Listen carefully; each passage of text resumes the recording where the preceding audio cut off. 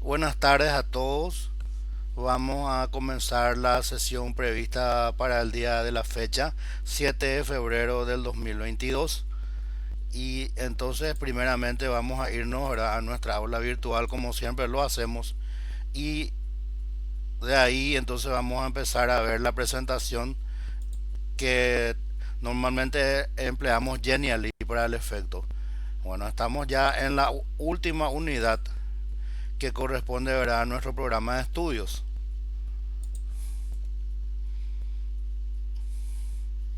Pero antes de ir a la última unidad, vamos a marcar un poquito esto que corresponde a la unidad 2. Y es a este punto que me estuve refiriendo, ¿verdad? Que ya está disponible el cuestionario 2. Para responder al cuestionario 2, entonces, ¿qué hay que hacer? Y hay que leer este material que tenemos marcado acá. Hay que leer este material, ¿verdad?, que tenemos ahí arriba mismo de la unidad 2, ¿verdad?, en donde dice material fuente de la unidad 2, que está arriba mismo en el encabezado. Me refiero a este punto. No confundir con lo que está más abajo, por favor.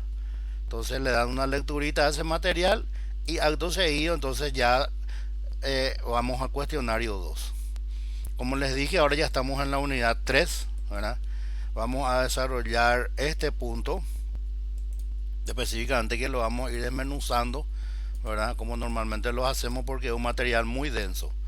Y en primera instancia entonces vamos a trabajar, ¿verdad?, con lo que tenemos previsto acá: cultura científica para la educación del siglo XXI. En una partecita de ese material habla de los accidentes nucleares, y también preparé una pequeña crónica, ¿verdad?, de los accidentes nucleares que podemos decir fueron los más graves en Europa, Asia y también en América. Muy bien, entonces sin más preámbulos, vayamos ya, ¿verdad?, a lo que tenemos previsto para hoy. Cultura científica para la educación del siglo XXI. Tenemos el logo de nuestra querida Facultad Politécnica, ¿verdad? Y mañana 8 de febrero es nuestro aniversario. Estaríamos cumpliendo, a ver, creo que 43 años de vida institucional.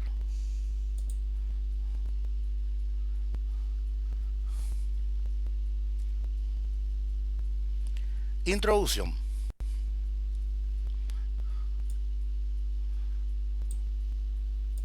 El protagonismo que en el discurso público tiene la conveniencia social y económica de una mejor cultura científica y tecnológica entre la población nos invita a concretar las motivaciones actuales de esa insistencia, así como a identificar los retos que hoy hay que superar para conseguir una enculturación científica adecuadamente orientada.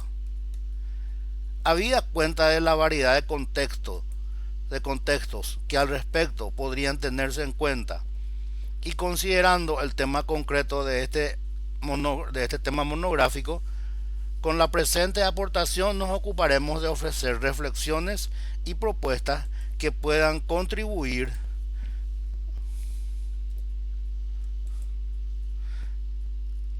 al desarrollo de una comprensión cerca de la cultura científica popular, que a su vez enriquezca la implementación de una educación científica y tecnológica socialmente significativa.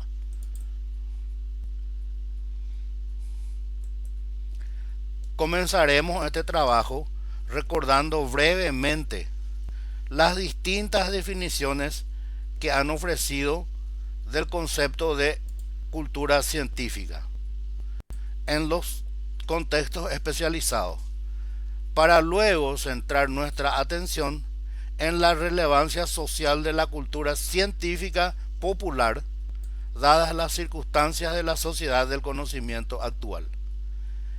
Desde tal marco, discutiremos sobre lo que creemos ha de ser una capacitación científica, científico-tecnológica, que sea plenamente provechosa para la ciudadanía y destacaremos algunas de las limitaciones que tenemos a la hora de fomentar este tipo de aprendizaje desde las aulas.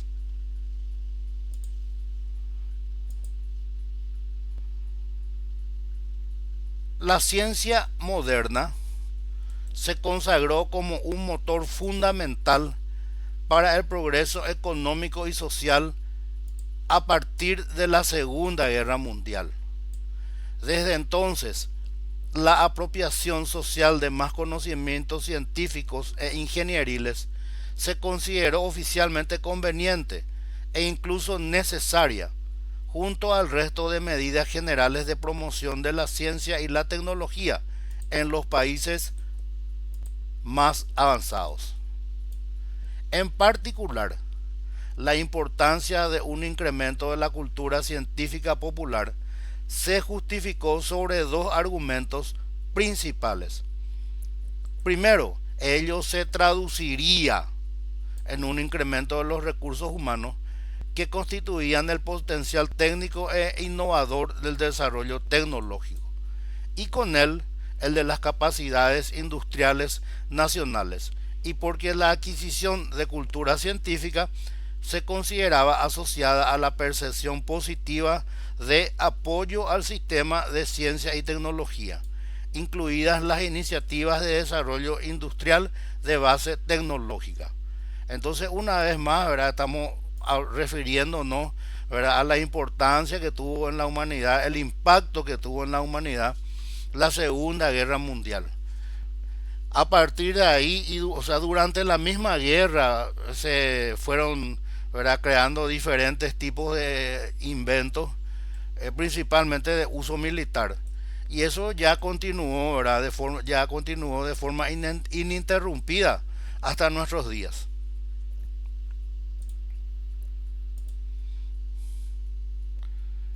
Entrados en el último cuarto del siglo XX, tanto la manera como el contenido de la apropiación social de la ciencia se habían transformado. La opinión pública empezaba a desvelar que, al contrario de lo que se había supuesto, una mayor cualificación educativa ya no se correlacionaba con menor desconfianza social hacia ciertos aspectos del progreso científico y tecnológico. Dicho de otro modo, ¿verdad?, la gente empezó, ¿verdad?, a mejorar su nivel de conocimiento, su capacitación, su escolaridad, y a pesar de todo eso, ¿verdad?, ¿qué es lo que no se logró? No se logró que la gente, a pesar de todo ese avance que cada cual tenía, ¿verdad?, dejara de alguna manera de desconfiar un poco en lo que era la tecnología, ¿verdad?, los adelantos tecnológicos. Los especialistas se vieron cada vez más obligados a dar cuenta de los contextos particulares de transferencia social de la ciencia y de los modos de su asimilación social a la hora de interesarse por el fenómeno de la cultura científica popular.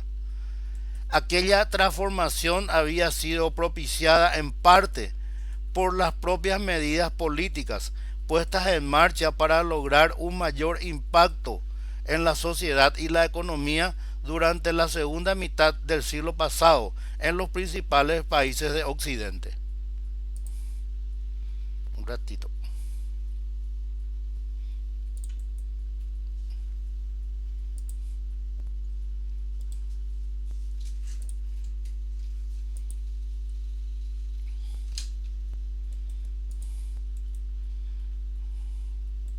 Ya seguimos, un segundito por favor.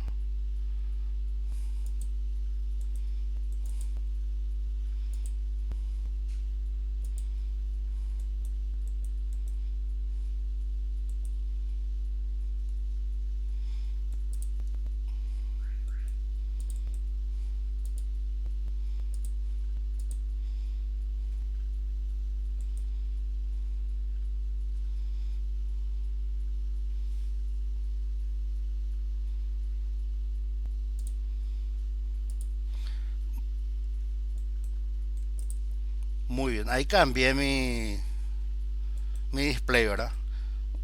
porque en la anterior, la forma anterior, que tenemos acá, ¿verdad? A mí al menos me aparecía, no sé si a ustedes también, este que está acá, este Genially, ¿verdad?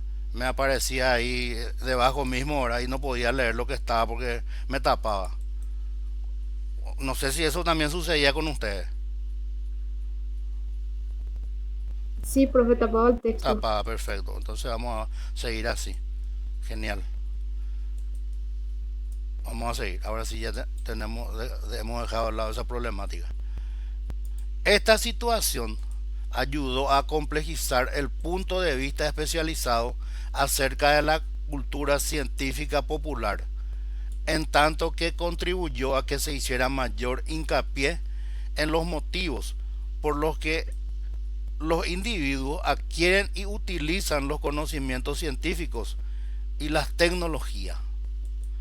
Para los 80, una nueva interpretación sobre el fenómeno de la cultura científica repara en que, al parecer de un mayor conocimiento científico, no sigue necesariamente una actitud positiva hacia la ciencia. Volvemos entonces sobre el mismo punto que estuvimos mencionando, ¿verdad? Que ya estamos en los 80 y la gente igual seguía desconfiando de lo que era la tecnología, ¿verdad? Sin embargo, a pesar de todo eso, ese progreso tecnológico nunca se detuvo, ¿verdad? Obviamente hay muchos intereses creados en el tema, hay mucho trabajo de investigación, también el impacto económico, ¿verdad? Y bueno, estamos en el siglo XXI, el siglo de la tecnología, de la sociedad de la información, de los conocimientos, y bueno, vamos a continuar con esto. Es más, otros estudios empíricos, pero cualitativos, dejan entrever que el que resulte un tipo u otro de percepción social sobre la ciencia o sus instituciones tiene mucho que ver con el interés y grado en que se involucra la ciudadanía en ellas. La cultura científica popular pasa así a ser descrita como la comprensión de conceptos y construcciones científicas que permiten a los ciudadanos leer una publicación cotidiana y entender en esencia los diversos argumentos presentados.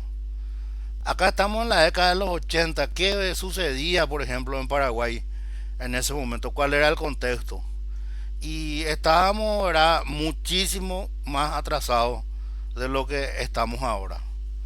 Al punto que, por ejemplo, había ciudades en el 82, por ejemplo, había ciudades que están sobre lo que es la ruta 1, que yo le llamo la ruta 1 que va de Asunción a Encarnación, que todavía no tenían energía eléctrica. Por ejemplo, la localidad de General Delgado, que es, ¿verdad?, la primera localidad que uno visita cuando va desde Asunción hasta Encarnación. Es la primera localidad del departamento de Itapúa. Esa ciudad no tenía energía eléctrica en 1982. Y entonces, ¿verdad?, se le dio un número redondo, que fue la localidad 200 para Ande. La localidad 200 del Paraguay que iba a tener servicio de energía eléctrica. Yo estuve presente en la inauguración, ¿verdad?, del servicio de energía eléctrica en el 82 en General Delgado, ¿verdad? Y aquello fue apoteósico, ¿verdad?, para la población.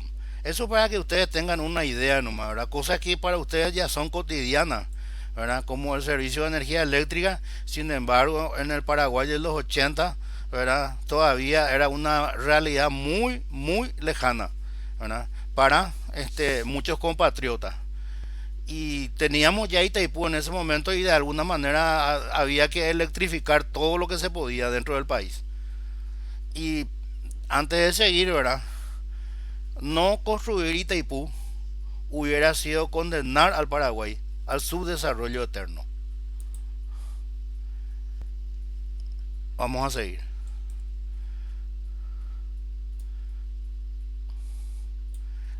La razón por lo que se hacen estas consideraciones radica en el hecho de que el conocimiento científico y el desarrollo tecnológico nos sitúa ante una doble coyuntura que no podemos obviar. Primero, vivimos simultáneamente en la sociedad del conocimiento y, por decirlo de alguna manera, en la sociedad del riesgo. De hecho, caras de la misma moneda, puesto que son en gran medida el resultado de la ciencia y la tecnología y del incremento de su protagonismo social durante el siglo XX. Es más, en esta sociedad que, en tanto tal, nosotros etiquetamos simplemente como sociedad del conocimiento, son la ciencia y la tecnología las que permiten poner de manifiesto las nuevas formas de peligrosidad asociadas al mundo desarrollado actual, las cuales a su vez son en la mayoría de los casos riesgos y amenazas impuestos, aunque resulte paradójico, por el avance científico tecnológico. Trasladado todo esto ahora a nuestro mundo actual, bueno, habla de una sociedad del riesgo. ¿A qué riesgo nos estamos sometiendo? Por ejemplo, a que los hackers, ¿verdad? Puedan, digamos, interceptar nuestro password para entrar al correo o nuestro PIN para usar en el cajero automático, ¿verdad? O de repente vacían nuestra cuenta del banco, ¿verdad? Y a ese tipo de riesgos es lo que nos estamos sometiendo, ¿verdad? En cuanto a tecnología propiamente dicha. Después están también, ¿verdad? Los riesgos que se corre, ¿verdad? Al usar, por ejemplo, tecnología nuclear, incluso usando centrales hidroeléctricas para generar electricidad. En la central de Acaraú, unos años atrás, hubo un accidente muy grave. Un reactor explotó, ¿verdad? Ese reactor contenía ascarel, que es un aceite que ya está prohibido por ser cancerígeno, y cayó sobre cuatro o cinco técnicos que estaban en la central y ellos desarrollaron cáncer después. Aparte de ese reactor, se hizo, digamos, un inventario y se detectó que muchos transformadores que estaban ahí en la calle, cerca de nuestras casas, seguían usando ascarel. Y eso se retiró rápidamente del servicio. Se llevó a depositar en Laurel 2, en Luque, ¿verdad? En un terreno extenso, propiedad de Andes. Y el problema es que no había manera de deshacerse de ese ascarel. Solamente contratando empresas del primer mundo podían ellos manipular ese, ¿verdad? Ese insumo. Miles de transformadores estaban ahí abandonados, ¿verdad? A la intemperie, hasta que un día ocurrió lo peor, ¿verdad? ¿Y qué sucedió? Y hubo un gran, enorme incendio de esos transformadores. Y ahí el ascarel, ¿verdad? Se quemó y se fue todo a la atmósfera, ¿verdad? Y así desapareció, ¿verdad? A través de un incendio ese insumo peligroso que estaba ahí, ¿verdad? Estacionado en el patio.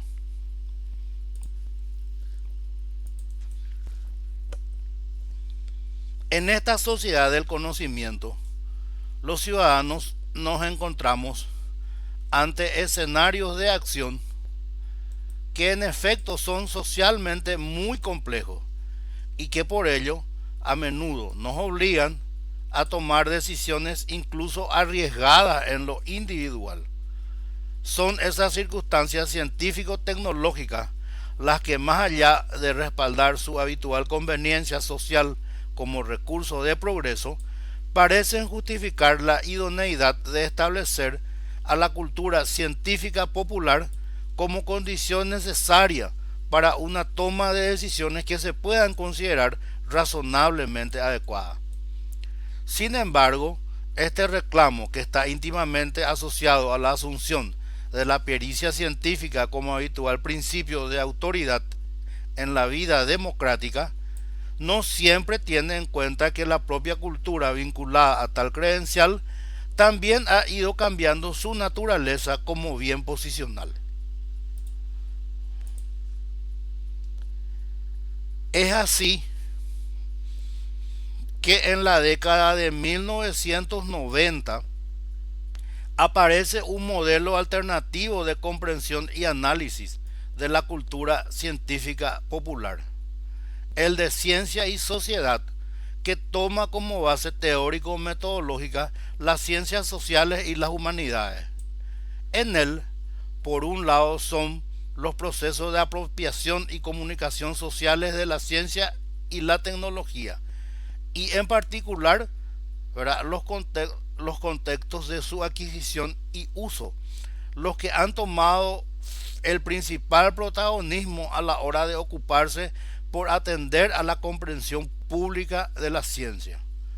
Siguiendo con la estela del enfoque CTS, ¿verdad?, es ahí donde estamos entrando ya en CTS, este acercamiento especializado parte del hecho mostrado a través de numerosas investigaciones empíricas durante las últimas décadas de que la ciencia no es un ámbito externo ni inmune a las dinámicas sociales.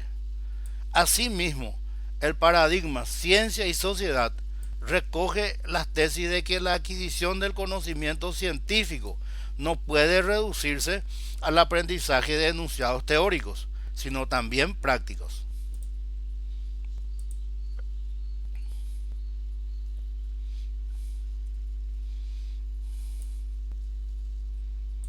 Efectivamente, mucho menos simples se muestran los fenómenos de transmisión y asimilación de cultura científica, tanto en lo que respecta a entender la naturaleza del contenido de la ciencia como la del propio auditorio. Han de ser asimismo considerados para que podamos ofrecer una más provechosa definición de cultura científica popular y con ello contribuir a enriquecer los procesos de su enseñanza. Numerosos estudios sociológicos y antropológicos previos sobre prácticas tecnocientíficas o sobre contextos para la transferencia de conocimiento han puesto de manifiesto no solo que la ciencia tiene un importante carácter tácito, sino que además la asimilación de conocimientos y habilidades por parte de un individuo o colectivo responde a un fenómeno complejo de intercambio de información en el que los individuos implicados procesan y asimilan el mensaje a través de filtros valorativos, sociológicos, culturales y prácticos.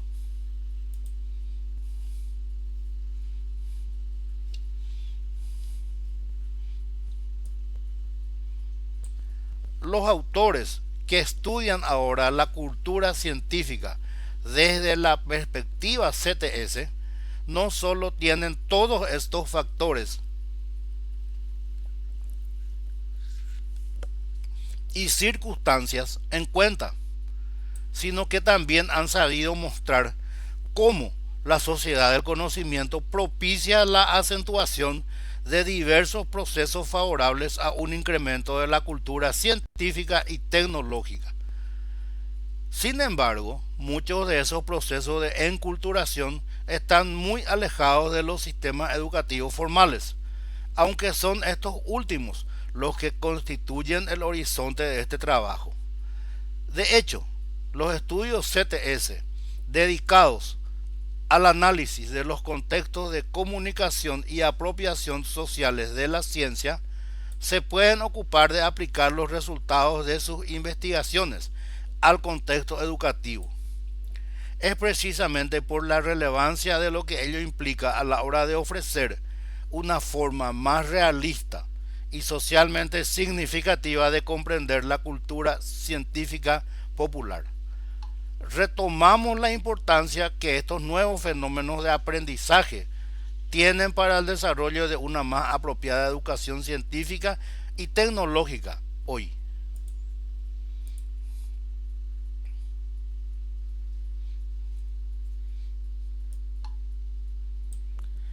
En la sociedad del conocimiento, la comunicación social de la ciencia tiene un destacado lugar en los circuitos educativos no reglados. Por ejemplo, los medios de comunicación a menudo ofrecen información científica, ya sea como resultado de una divulgación explícita o muy habitualmente como parte asociada a una controversia social causada por potencialidades científicos tecnológicas o bien, y esto es lo más grave, accidentes tecnológicos o ambientales. Estos canales informativos dan además cobertura local y global no solo a las protestas y manifestaciones populares vinculadas a esas mismas controversias, sino también se hace eco de aspectos muy técnicos que proceden de opiniones expertas no oficiales, pero igualmente relevantes. De hecho, la información científico-tecnológica a veces proviene de los manifestantes, quienes pueden ser desde expertos independientes hasta miembros de grupos activistas organizados u ONGs, ¿verdad? Por ejemplo, cuando hablamos de activistas organizados, no podemos mencionar a Greenpeace, ¿verdad?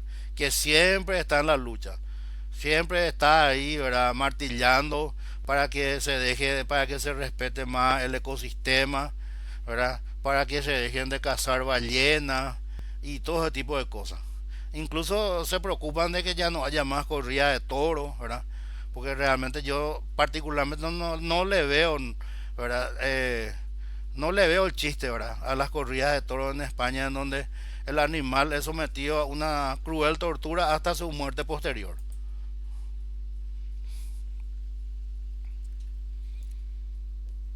Cabe entonces señalar también que estas nuevas circunstancias, puestas de relieve fundamentalmente a través de los medios, no solo contribuyen al proceso de enculturación, sino que al mismo tiempo enseñan una ciencia muy distinta a la recogida por los primeros paradigmas sobre comprensión pública de la ciencia. A través de la mediatización de controversias sociales de base tecnocientífica, se llega a mostrar, por ejemplo, que la ciencia no siempre se origina en los contextos especializados, sino que a veces surge en contextos populares y no expertos. En cambio, cuando son los propios debates especializados y normalmente muy esotéricos los que adquieren protagonismo mediático, a menudo se hace patente que la ciencia no habla con una sola y unánime voz, sino que la propia opinión acreditada como legítima a veces está muy dividida.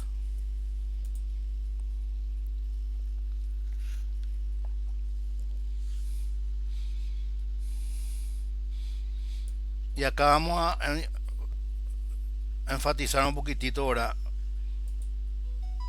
la gente que en su momento se manifestó contra cierto tipo de tecnologías. Los primeros casos que surgieron históricamente fueron los protagonizados por el activismo antinuclear y las protestas civiles por los accidentes industriales y riesgos ecológicos.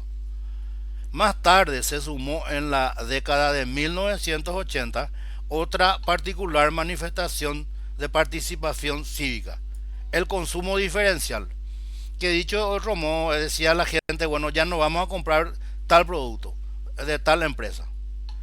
Este fenómeno tuvo momentos muy populares en forma de boicot comercial.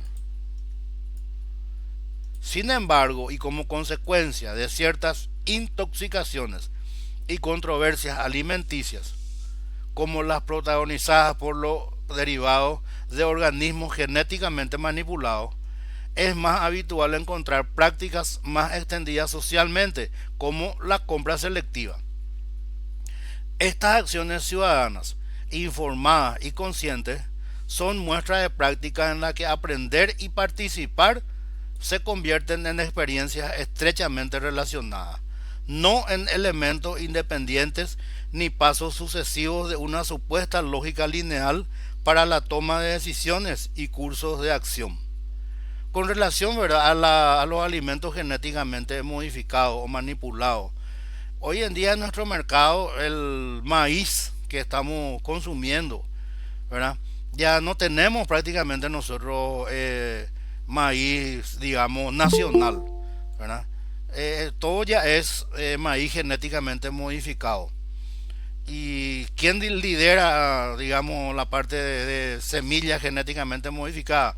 una multinacional muy poderosa que se llama Monsanto y que fue adquirida por Bayer, ¿verdad?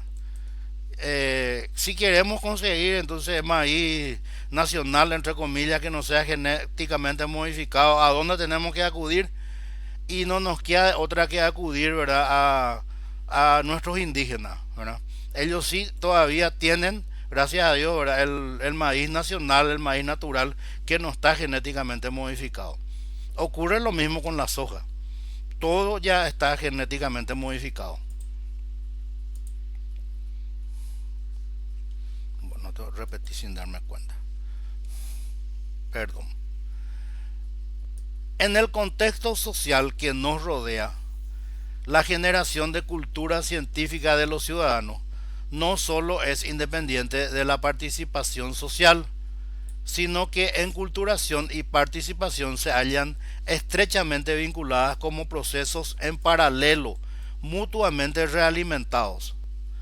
Entonces, ¿qué consideraciones relevantes para el campo educativo podemos obtener de los hechos y circunstancias mencionados hasta ahora? Todo lo mencionado hasta ahora nos conduce a defender la imposibilidad de reducir la idea de cultura científica a la mera adquisición o transformación de ciertas creencias individuales sobre la única base de asimilación de información considerada relevante. O sea, en dicho otro modo, ¿verdad? ¿Cómo podemos hacer de esto de llevar a la práctica lo postulado por la CTS?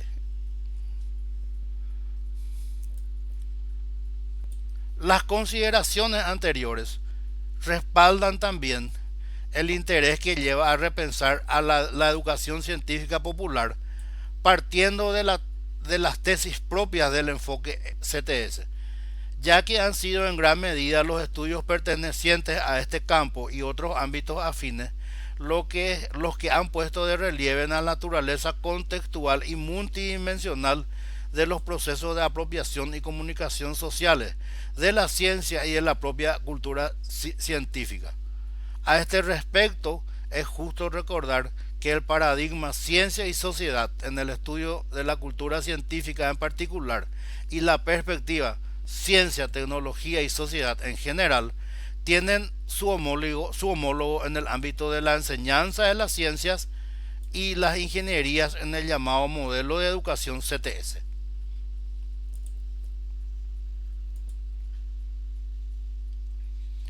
Y, ¿verdad?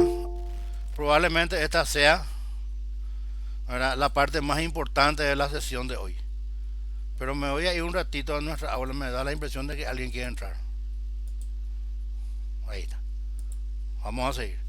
Como les iba diciendo, ¿verdad?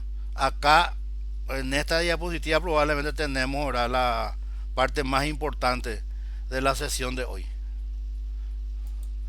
Y una educación CTS debería, primero, incluir conceptos científicos y habilidades procedimentales que sean útiles en sus vidas cotidianas, también en tanto que les permita tomar decisiones como ciudadanos. O sea que la CTS tiene que ser algo concreto, algo que aplicamos diariamente, no algo que, bueno, aprendieron en un curso, ¿verdad? Y bueno, y después ya dejaron de aplicarlo. ¿Qué más tenemos?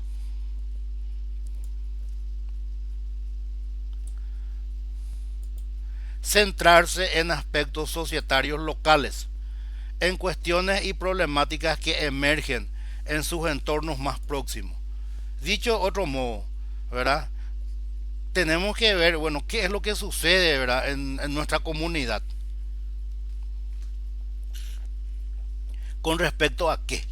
Por ejemplo, el manejo de la basura, ¿verdad? ¿Cómo se está manejando el tema de la basura?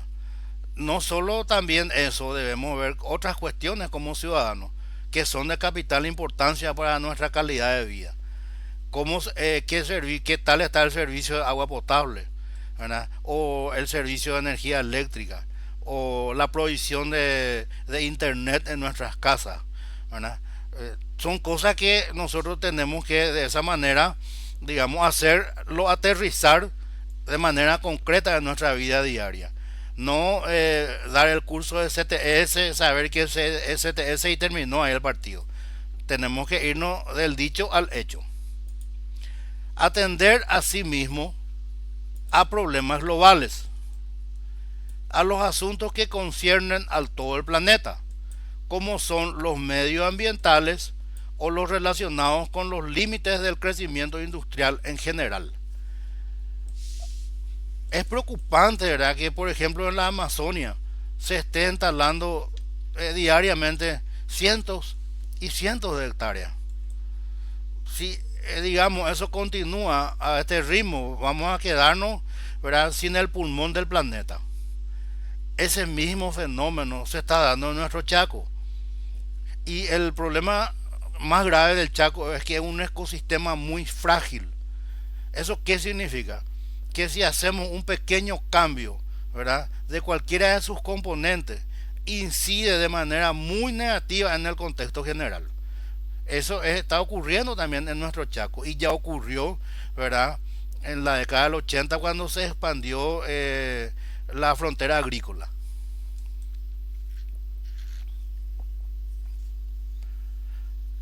Con relación al crecimiento industrial, bueno, unos meses atrás leíamos por la prensa que había una laguna en Limpio que estaba cerca de una curtiembre y que de un día para otro el agua de la laguna se tornó de color rojo. ¿Y por qué eso? Es porque los de la curtiembre arrojaron su efluente en la laguna en lugar de tratarlo. Último punto: dar a conocer la naturaleza y el alcance de una amplia variedad de ciencias e ingenierías, en tanto que ello despierte las aptitudes de los estudiantes o llame su interés hacia distintas carreras científico-tecnológicas actuales. Otro aspecto, ahora otro punto a considerar que sucede en nuestro país es lo que se da en el río Tebicuarú, en donde los arroceros están llevando toda el agua, ¿verdad?, y están secando el cauce de la cuenca alta del río Tebicuarú. No existe, se secó ya prácticamente. Bueno, ahora vamos a volver a nuestra aula virtual, perdón, a nuestra reunión virtual, y quisiera saber si hay alguna consulta que quieran hacer para ver lo que sería la ultimísima parte de la sesión de hoy.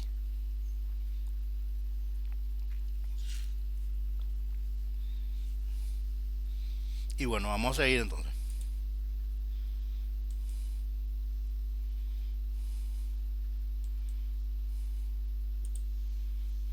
¿Me pueden confirmar si ven mi diapositiva en PowerPoint? Sí, profe, se puede ver. Ok, gracias, gracias. Vamos a ver acá rápidamente, ¿verdad?, una síntesis de accidentes nucleares. ¿Accidentes nucleares en dónde? En Europa, ¿verdad? Específicamente, ¿en dónde?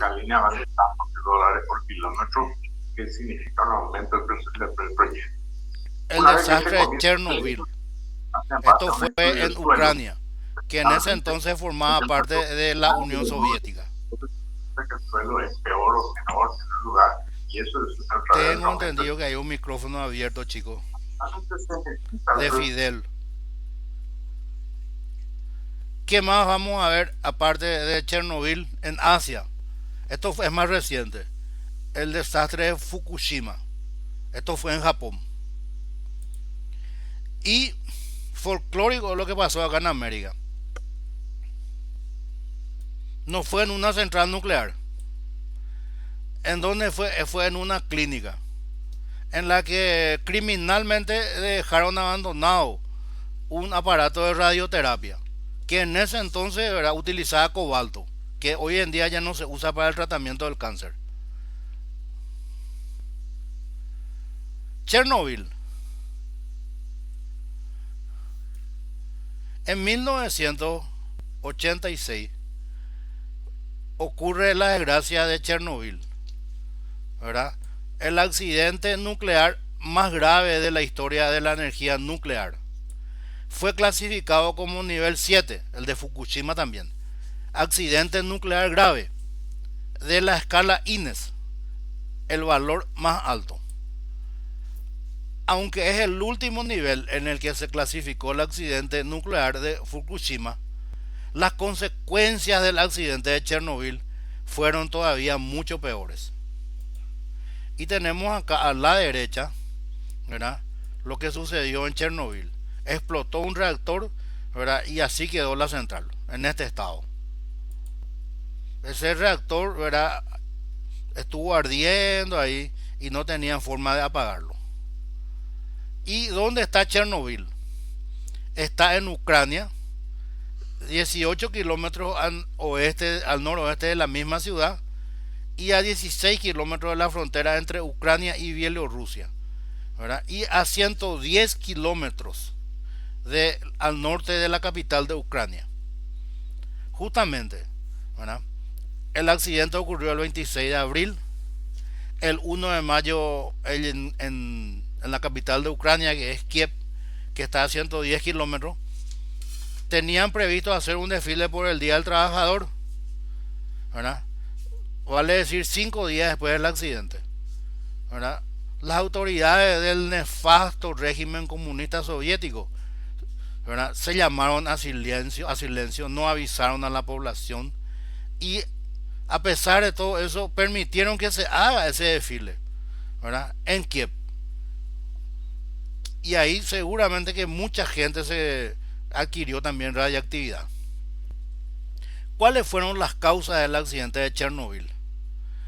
El reactor número 4 de la central nuclear de Chernobyl sufrió una excursión de potencia. El refrigerante de agua ligera no fue capaz de extraer la enorme cantidad de calor generado y se vaporizó en una fracción de segundo, produciendo una explosión de vapor. Ellos hicieron un experimento ahora que salió mal, hablando así en términos coloquiales. Durante 10 días el combustible nuclear ardió. Ahí vemos gente, ¿verdad?, entrando a la central, ¿verdad? Seguro que eso murió en todito después. ¿Qué pasó después del accidente? Las autoridades soviéticas intentaron esconder este accidente. Unas 116.000 personas fueron evacuadas en 1986 de los alrededores de la central. Con los puestos ellos salieron de esa zona. En los años posteriores, 230.000 siguieron sus pasos. Durante 4 años, unas 600.000 personas intentaron sofocar el incendio. Lo hicieron con escasa o ninguna protección. El balance de víctimas de la catástrofe sigue siendo objeto de debate.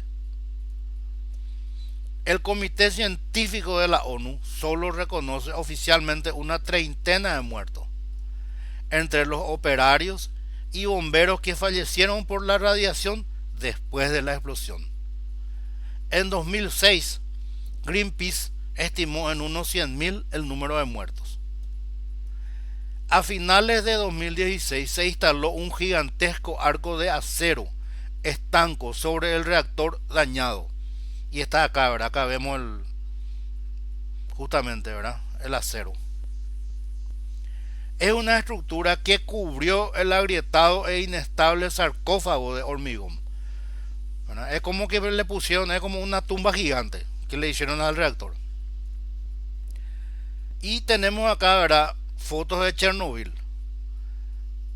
actuales. La zona de exclusión rodea la central dañada en un radio de 30 kilómetros. Las autoridades estiman que los humanos no podrán vivir allí de forma segura hasta dentro de 24.000 años. ¿Y qué pasó con la fauna y la flora? Increíblemente hay muchas especies que sobrevivieron. Acá tenemos, ¿verdad?, un ejemplo, ¿verdad?, de grupos de caballos de salvajes, ¿verdad?, que corren libres en la zona. Y esta es, ¿verdad?, la raza de caballo que ha prosperado. Y ahora, ¿verdad?, antes de ir a lo que ocurrió en Fukushima, quería nomás acotar algunos detalles.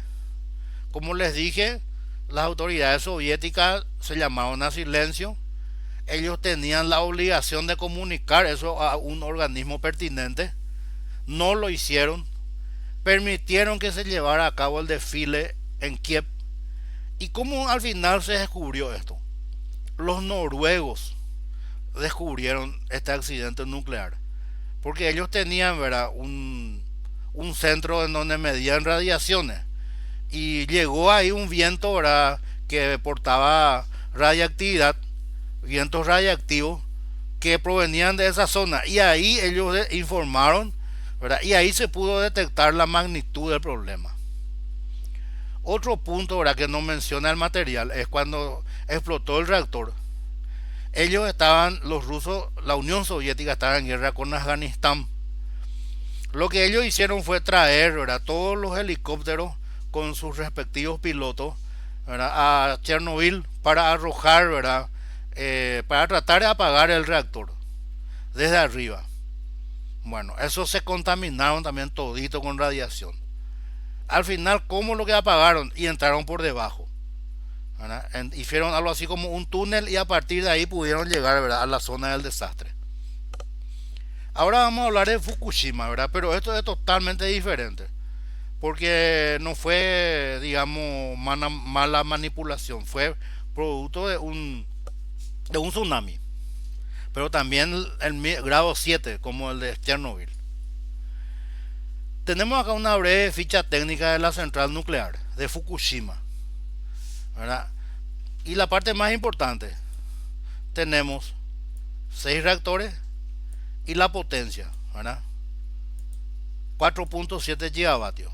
Eso significa, ¿verdad?, que más o menos genera 50% más que Yacyretá o un tercio de lo que genera Itaipú, ¿verdad?, para que ustedes puedan tener una idea de qué tan grande era la central. Era una central de mediano porte.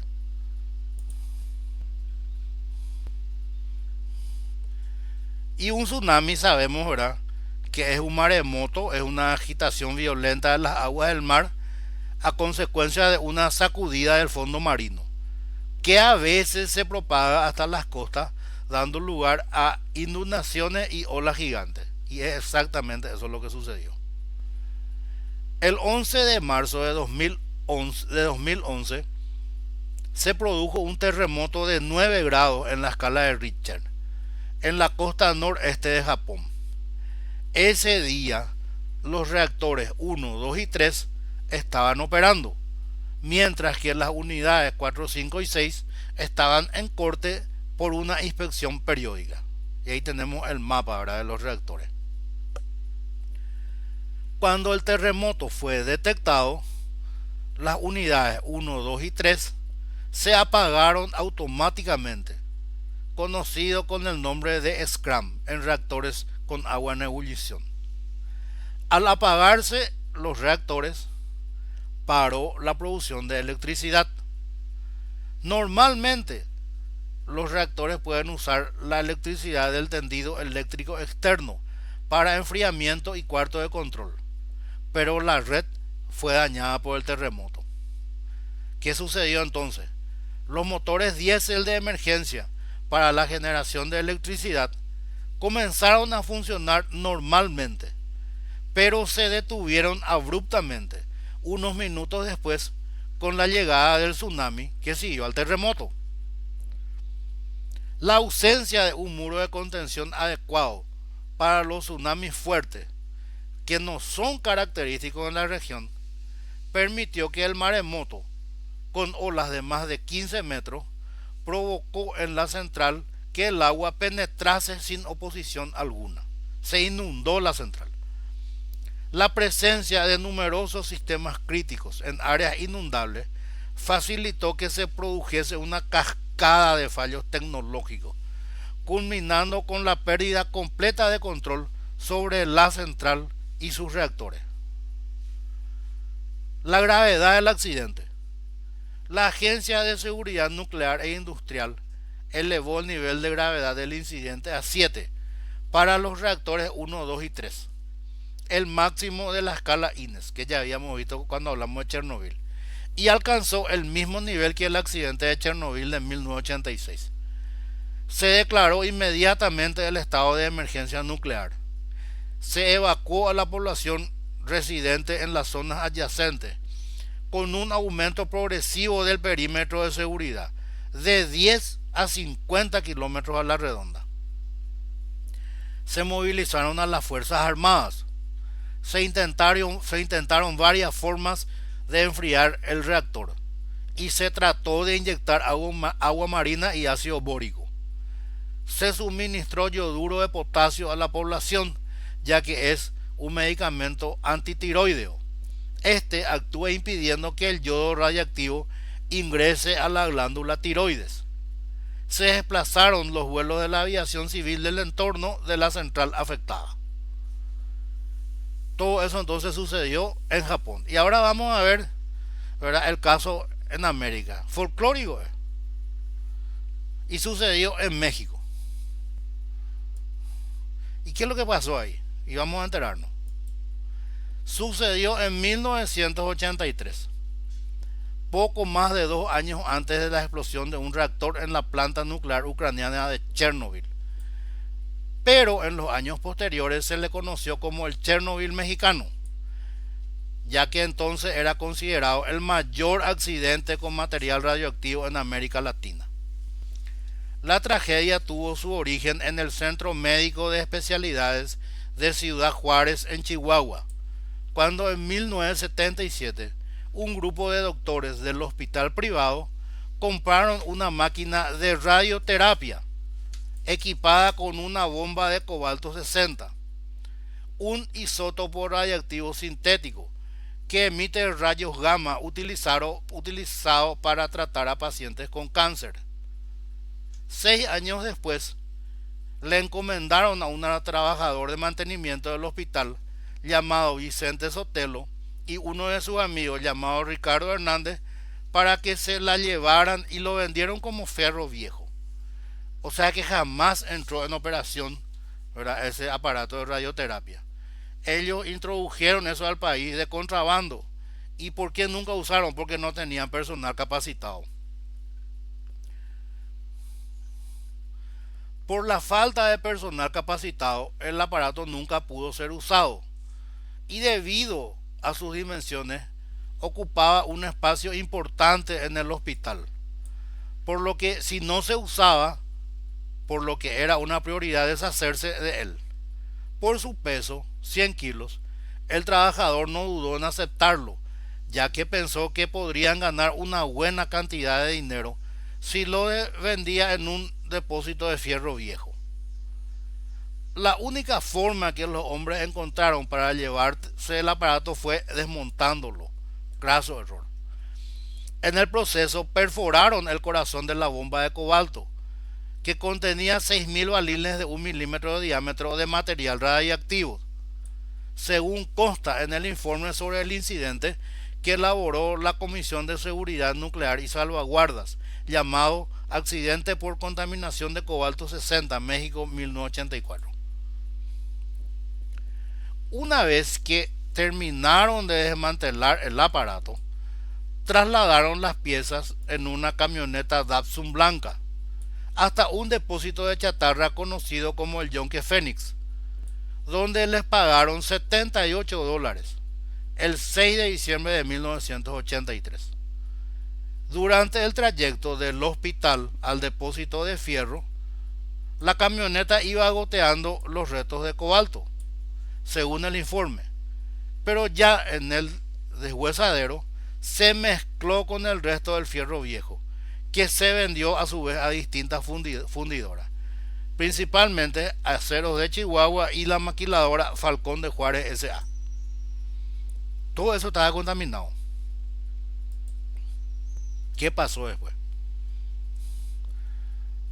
Las empresas que compraron el material lo usaron a partir del 14 de diciembre para la construcción de varillas de acero corrugado, bases para mesas y sillas.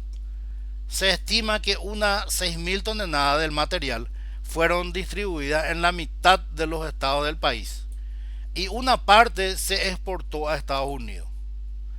Nadie se había dado cuenta del incidente hasta que el 16 de enero de 1984, un camión que llevaba materia a Nuevo México detonó los detectores de radiación del laboratorio nuclear de Los Álamos. A Los Álamos ya le mencionamos cuando hablamos del proyecto Manhattan, que es donde se detonó la primera bomba nuclear.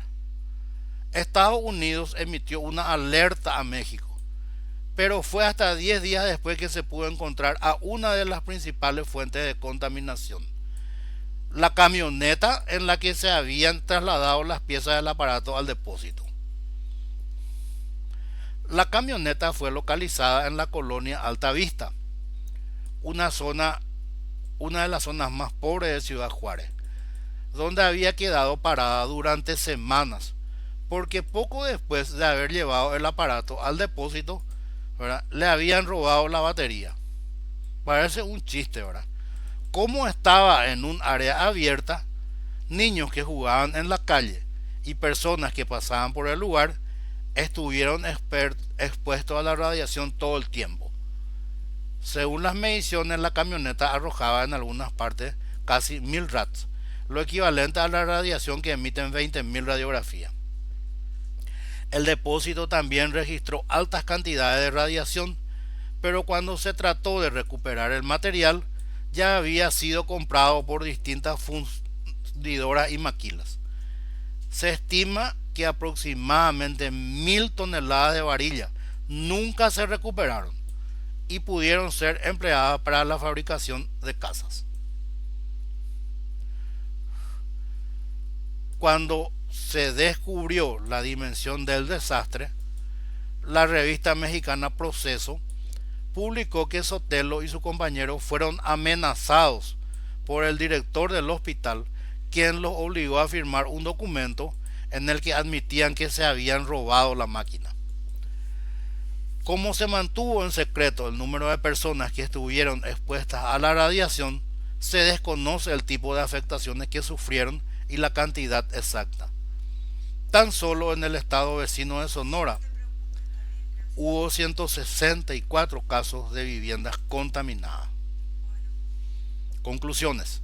La energía nuclear es la principal productora de electricidad en todo el mundo. Las centrales nucleares deben contar con mayores medidas de seguridad y siempre se debe imaginar en el peor de los casos.